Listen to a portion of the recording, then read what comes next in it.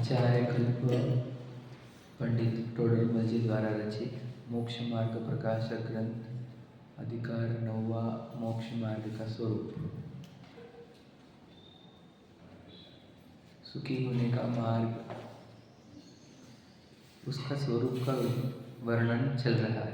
कैसे सुखी होते हैं, क्यों इस मार्ग पे क्यों लग रहे पूर्ण सुखी होना है। अनादि से जहाँ पर है वहाँ पर दुख है, इसलिए वो बंध मार्ग है। अब मार्ग बदलना होगा, दुखी होने वाले मार्ग को बदलकर सुखी होने वाले मार्ग पर आना होगा, जिस मार्ग पर सुख बढ़ता है और पूर्ण होता है। आगे उस मार्ग का नाम मोक्ष मार्ग है। तो हमें स्पष्ट कर लेना होगा कि दुख कहाँ है। देखो, जिनवानी का जितना गहराई से अभ्यास करेंगे उतना आपके अंदर आनंद आना ही चाहिए। नहीं आ रहा है इसका अर्थ हम जिनवानी को बहुत लाइटली ले रहे हैं। एकदम स्पष्ट समझो। आप देखो दुनिया में कितनी चीज़ें हैं, तो हम बस ज्ञान ऊपर ऊपर से बोल देते हैं। हाँ, 6 प्रकार की चीज़ें है ही। आप प्रैक्टिकली भी देख सकते हो उसको। एरिया जितना भी है वो आकाश तरफ है।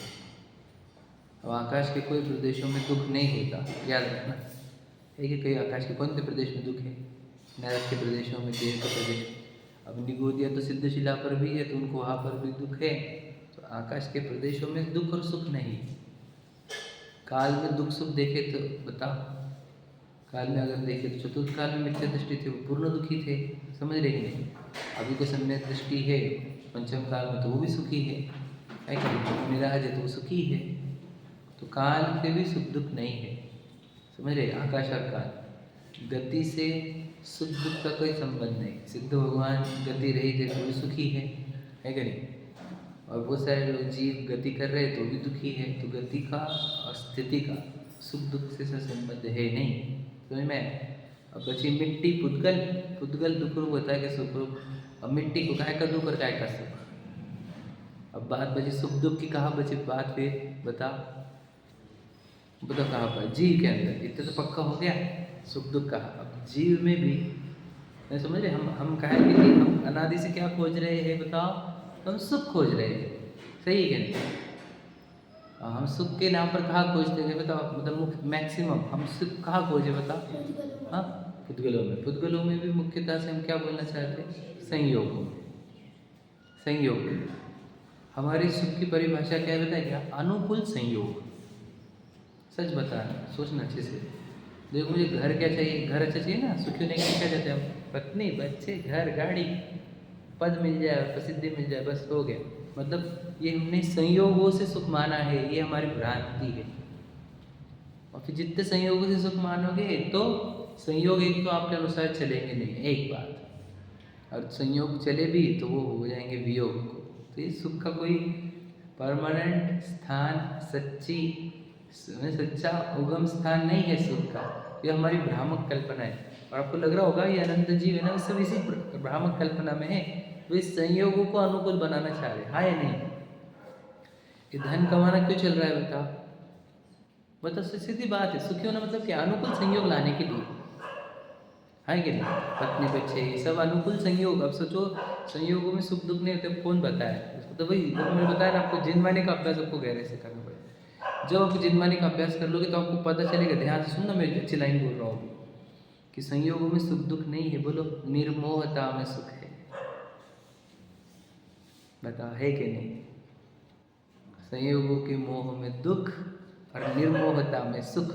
तो जब आपका दिल भावना उछले निर्मोही होने के लिए, तब समझ लेना मैं अब जिनवानी को समझ चुका हूँ, अब मैं समझ रहा हूँ।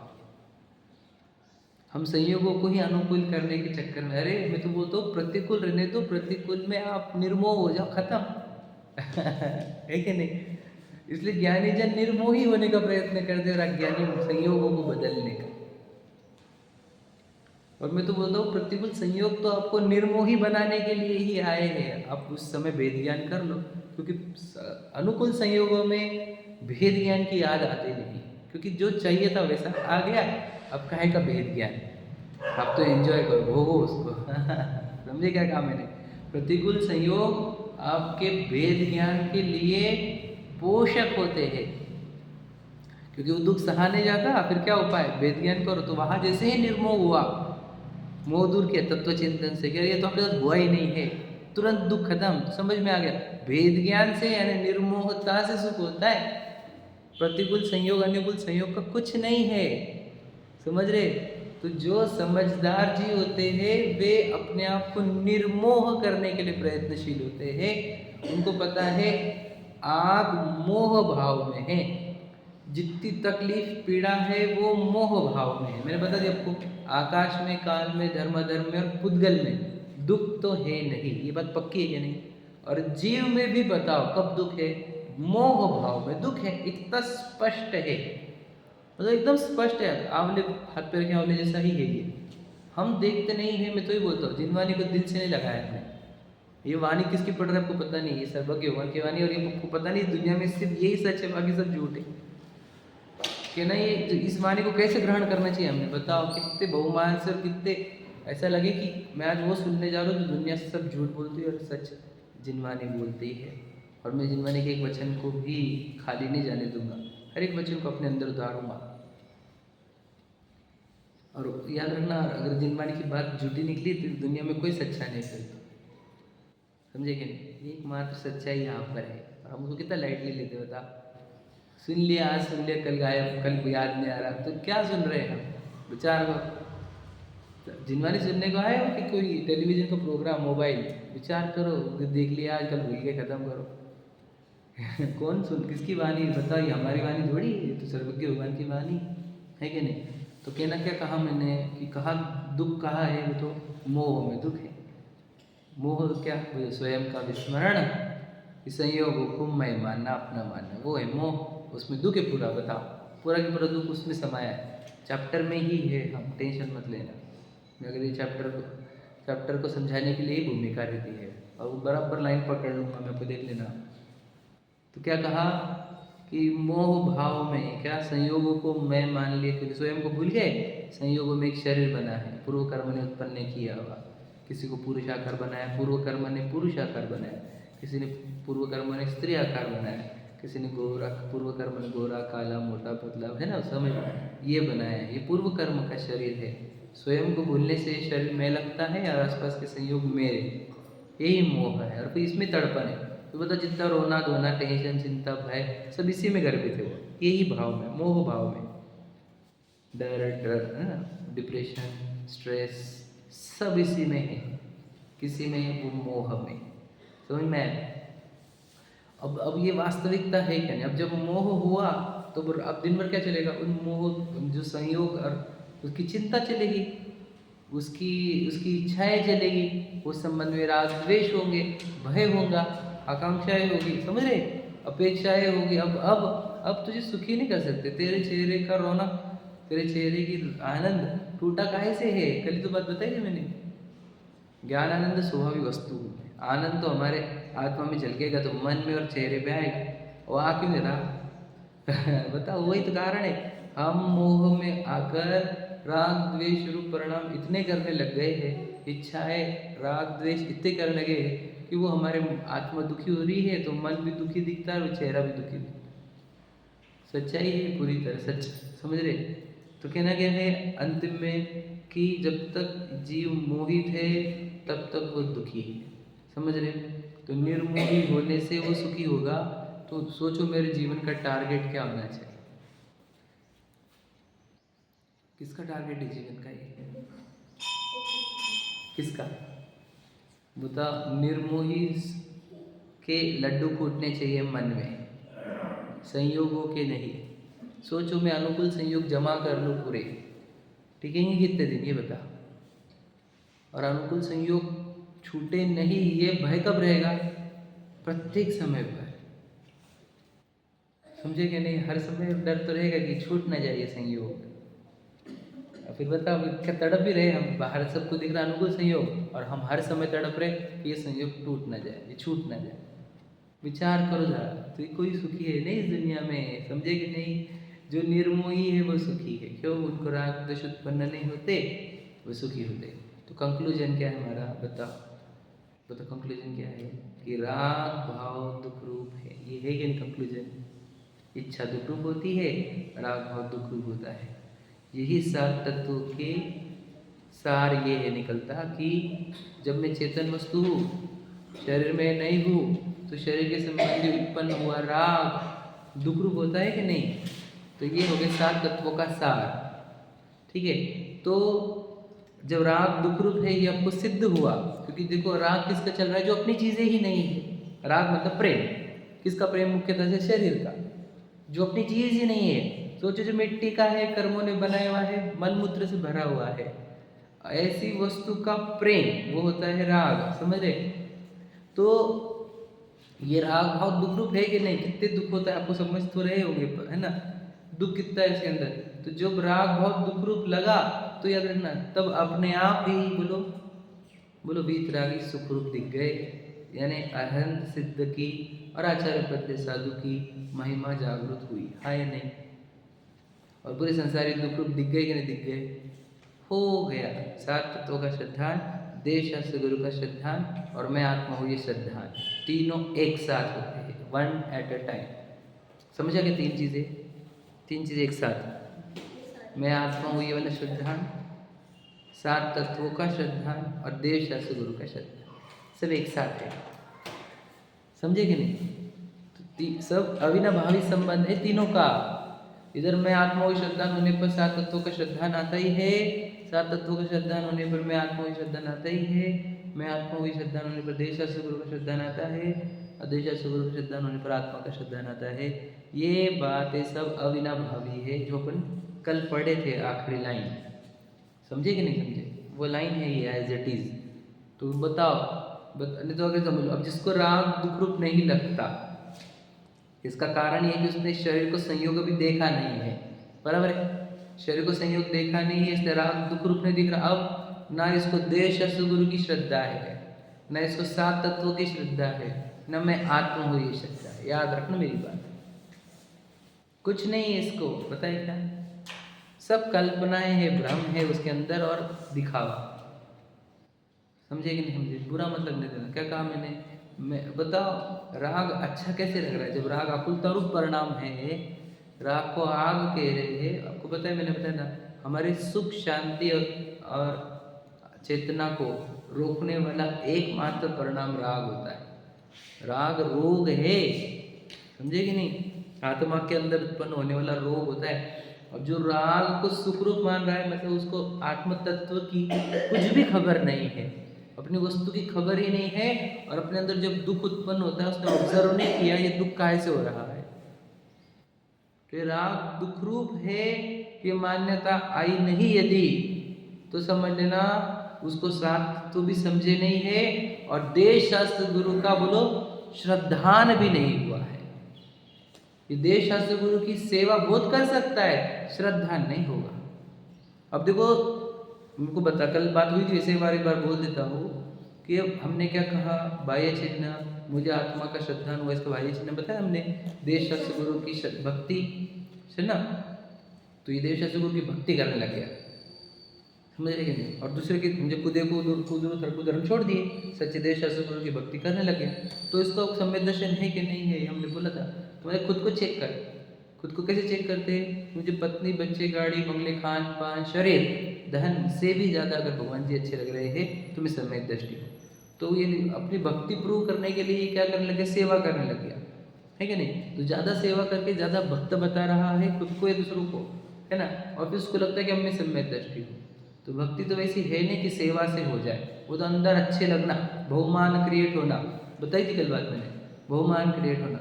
अब देखो, बाकी जनों में भक्ति अलग होती है, अपने में अलग होती है। अब बाकी लोगों में सेवा को भक्ति बोला जाता है। देखो, उनके देवरागी द्वेषी है, तो उनको सेवा करके उनको मनाना है, तो वो जो एक्टिविटी करते हैं, समझे कि नहीं, वो अलग होती है उनके। वो ऐसी एक्टिविटी क्यों कर रहे हैं, क्योंकि उनको प्रसन्न करना है सामने वाले को। हमारे केस में तो ऐसा है नहीं, समझे कि नहीं, हम थोड़ी प्रसन्न करना चाहते हैं, हमारे तो अनंत सुखी है ऑलरेडी। तो वैसी एक्टिविटी नहीं चलेगी जो दूसरे लोग कर रहे हैं। समझे कि क्या बोला है, समझा नहीं समझा, वो प्रसन्न करने के लिए अलग अलग काम करते हैं, पता नहीं तुम्हारे को, बहुत सारे हैं, अभी तो चल ही रहा है देखो लाइव, है ना, बहुत बड़े पैमाने पर। तो वो प्रसन्न करने के लिए जो एक्टिविटी कर रहे हैं वो अपनी भक्ति सिद्ध करना चाहता है कि वो देखेंगे जो है सामने वाले, जिसको वो मानते कि ये कितना मेरे लिए करता है, तो वो प्रसन्न होकर कुछ देगा, इसलिए उनको वो एक्टिविटी करना जरूरी है। अपनी भक्ति वात्सल्य बहुमान सिद्ध करना पड़ने वाला है उनको, इसलिए वो कर रहे हैं वो एक्टिविटी। हमारे केस में तो क्या है, भगवान जी सर्वज्ञ, वो तो ऑलरेडी नो है उनको सब कुछ, है कि नहीं, और हमारी सेवा से वो प्रसन्न होते हैं, ऐसी वाली केस भी नहीं है हमारी। तो फिर तो ये जो एक्शन कर करके अपने भक्ति सिद्ध कर रहा है, ये भक्ति सिद्ध नहीं होगी इससे तेरी, और इससे कुछ सिद्ध होगा ही नहीं। हमें भगवान जी की भक्ति क्यों चाहिए थी पता है कि आपको, हमने क्यों बोला था, ताकि तुझे मैं आत्मा हूँ ये विश्वास आए बस, और राम दुख रूप है ये विश्वास आए। भगवान जी को देखकर तुझे, देखो मैंने बताया अभी दर्शन करते हुए भी मैं वो सोचता हूँ कि हम तो शरीर के दर्शन करते बस, शरीर शरीर शरीर, अब भगवान जी शरीर के पीछे आत्मा है, उसके दर्शन नहीं कर पा रहे हम, समझे क्या नहीं। तो कहना है वो आत्मा के दर्शन करने हैं तुझे, वो आत्मा कैसी है, राग से रहित है, राग से रहित आत्मा के दर्शन करके तुझे राग से रहित होने की भावना हो, ये इसके लिए दर्शन होते हो, समझे कि नहीं। अब वो दर्शन इस प्रकार के किसी के नहीं होते, हम देखते दूर दूर से दर्शन करके चले जाए। अब दर्शन के लिए जिसको बुलाए थे याद रखना, वो भी दर्शन करता नहीं, और जिसके दर्शन करने को बुलाए थे उसके भी दर्शन करता नहीं, समझे कि नहीं। दर्शन करने वाला भी मिसिंग है और दर्शन देने वाला भी मिसिंग है, समझ रहे।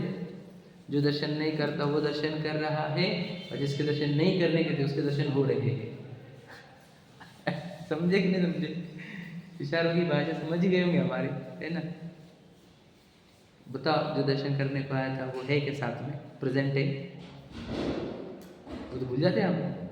बताओ यहाँ पर भी आदमी था, भगवान जी के सामने भी दर्शन करने, जो दर्शन करने को जिसको लाए थे हमने उसको ही भूल जाते, और जिसके दर्शन करने के थे उसको भी भूल जा रहे। फिर दर्शन हो कैसे रहे, कैसे हो रहे हैं, फॉर्मेलिटी बना के रख दी है चीज़ों को, बता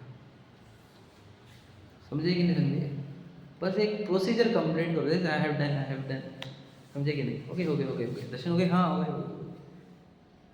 एक बार दर्शन हो जाए तो निहाल हो जाए, वो एक बार हो रहा नहीं, समझे कि नहीं, एक बार हम बोल रहे ना। बताओ वो आपको राग से रहित आत्मा दिखी तो आपके अंदर भावना कौन सी आएगी, बस एक ही चाहिए। देखो मैं बोल चुका, वैसे भी प्रशस्त राग किसको बोलते हैं, बोलो प्रशस्त राग,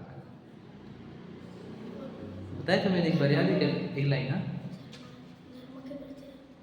ठीक है, बोलो और अच्छे से, धर्म के प्रति राग बोल रहे हैं। हाँ वेरी गुड, वो भी अच्छा है। शुद्ध उपयोग में जाने के लिए जो प्रयत्न है वे प्रशस्त राग है। हाँ शुभ भाव ही कौन से वाले पूछ रहे हैं। हाँ बिल्कुल बराबर है, बराबर। देखो आ गए उत्तर, दोनों उत्तर आ गए हमें जो चाहिए थी वो। नहीं वैसे देखो, वीतरागी का राग वीतरागता के लिए किए जाने वाला राग वो प्रशस्त राग होता है, क्या समझे, सही है कि नहीं। वीतरागी का राग और वीतरागी होने के लिए किए जाने वाला राग, इसको प्रशस्त राग बोलते हैं। अब बताओ प्रशस्त राग किसको है यहाँ पर समझ रहे, कठिन है ना, बट बड़ी बड़ी कठिनाई है ये। हम तो बॉडी की एक्टिविटी को ही पुण्य मानते हैं। बताओ कि मैं आज 2 घंटे बैठा था पूजा में, हमने आज 5 पूजा करी, तो 5 पूजा का तो कितना फल आएगा, 1 पूजा का कम आता है, 5 पूजा का ज्यादा है। तो सब कहाँ से गिन रहा है, समझ रहे कि तुम कितने देर वो बैठा रहा, कितने आगे चढ़ा है इधर से उधर, इससे काउंट कर रहा है। बोलो शरीर की क्रिया से न पुण्य होता है न पाप होता है, कहाँ से होता है, प्रशस्त प्रशस्त राग से, बराबर ही नहीं। पुण्य राग, पुण्य फल होता है प्रशस्त राग, पाप होता है अप्रशस्त राग से, जानते कि नहीं जानते। प्रशस्त राग तो ही बताया हमने, वीतरागियों का राग होना चाहिए और वीतरागता के लिए होने वाला राग, समझे कि नहीं। जैसे वो अणुव्रत महाव्रत थे, वे वीतरागता के लिए होने वाले राग थे, हाँ या नहीं। समझाया गया ना अभी 3-4 दिन पहले। और वीतरागी का राग मतलब जितेंद्र भगवान को देखकर, समझे कि नहीं? जितेंद्र भगवान के देखो, अब देखो बताओ, हाँ, आंखें खुलना क्या है? राग। प्रशस्त है क्या? प्रशस्त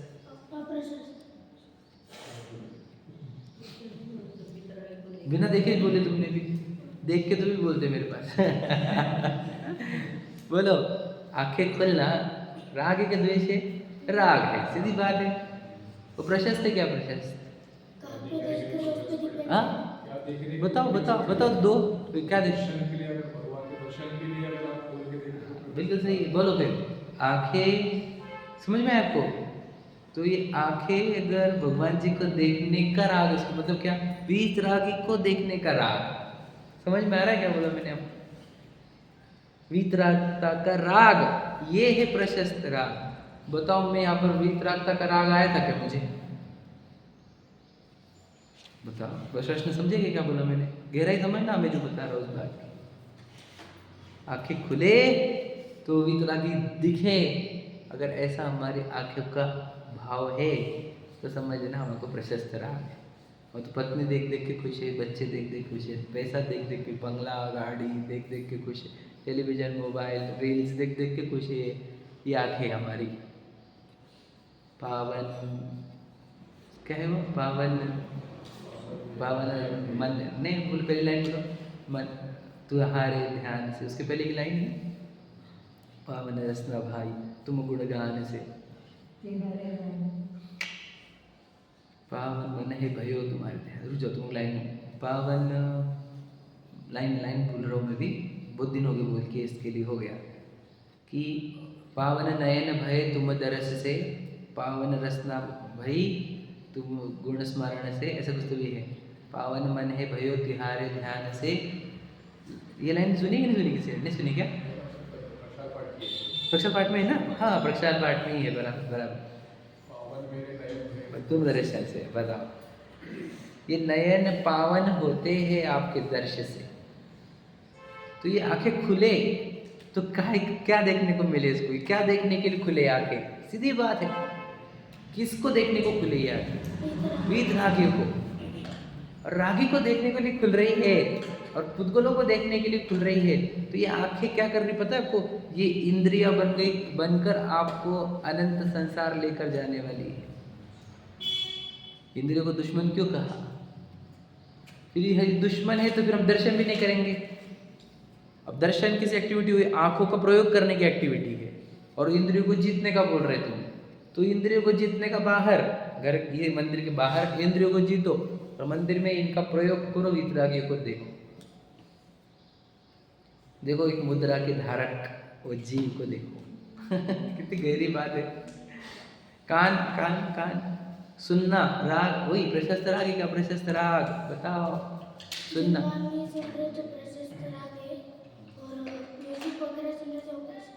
जिनवानी मतलब क्या? वितरागी की वाणी सुनने का राग, मतलब वापस वितरागी का वितरागी। दर्शन के टाइम पे बोला ना, वितरागी को देखने का राग, सुनने के लिए भी वितरागियों को सुनने का राग। समझे कि नहीं? सुनने के लिए भी समझ रहे? तो वो ये सब याद रखना, वितरागी से जुड़ा हुआ राग प्रशस्त राग है, ये याद रखना। अगर हम वितरागता को समझ रहे नहीं और उनको फील नहीं कर रहे तो वो प्रशस्त राग में नहीं, तो बॉडी की एक्टिविटी प्रशस्त राग नहीं है। बॉडी की एक्टिव पुद्गलों का कार्य है, समझे क्या नहीं? और वहां पर भी हमको लग रहा हूँ मुझे भी राग है। तुम अगर पुण्य भाव के इच्छुक हो तो प्रशस्त राग नहीं है वो। पुण्य बंधन से आनंदित हो रहे हो तो वो प्रशस्त राग नहीं है। दुनिया की कोई भी एक वांछा दिल में रखी होगी, एक परमाणु मात्र की भी, तो भी प्रशस्त राग नहीं होगा। वीतरागता चाहिए, वीतरागता प्रकट करनी है। बस यही राग ऐसा है जो प्रशस्त राग की कैटेगरी में आता है, बाकी सब अप्रशस्त राग की कैटेगरी में। बुरा मतलब नहीं लेना, सच्चाई है पूरी तरह। अब जब मुझे वीतरागता इतनी अच्छी लगी देखकर सुनकर, तो मुझे लगता है कि अब ये वीतरागी जो जीव है और वीतरागी भाव जो है, इस सब लोगों तक पहुंचना चाहिए। वो होती है प्रभावना। किसकी प्रभावना कर रहे हैं? विशाल की, विशाल की अक्षयोपम ज्ञान की। समझ रहे क्या बोल रहे हैं हम? वीतरागता की प्रभावना होगी, वीतरागता के, वीतरागी भाव की प्रभावना। सब लोग देखे वीतरागी कैसे रहते हैं, वीतरागता के भाव कैसे रहते हैं, समझिए, सब लोग इसको अनुभव करें।